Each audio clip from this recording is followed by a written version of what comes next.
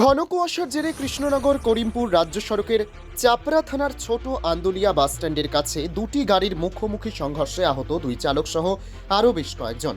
স্থানীয় লোকজন তাদের উদ্ধার করে চাপড়া গ্রামীণ হাসপাতালে নিয়ে যায়। ঘটনার খবর পেয়ে ঘটনাস্থলে পৌঁছায় চাপড়া থানার পুলিশ। পুলিশ সূত্রে খবর, ঘটনায় আহত 5 জনকে গ্রামীণ হাসপাতালে ভর্তি করা হয়েছে। কি ঘটেছে এখানে?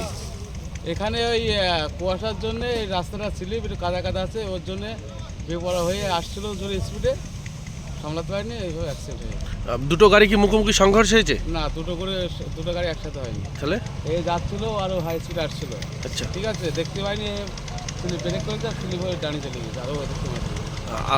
কেউ মারা গিয়েছে? না, কেউ মারা যায়। আহত হয়েছে? আহত একটু হয়েছে। কোন গাড়ির চালক? ওই ছোটো গাড়ি কজন আহত হয়েছে? একজন। কি নাম আপনার? আমার নাম ঋষিকেশ। কোথায় বাড়ি?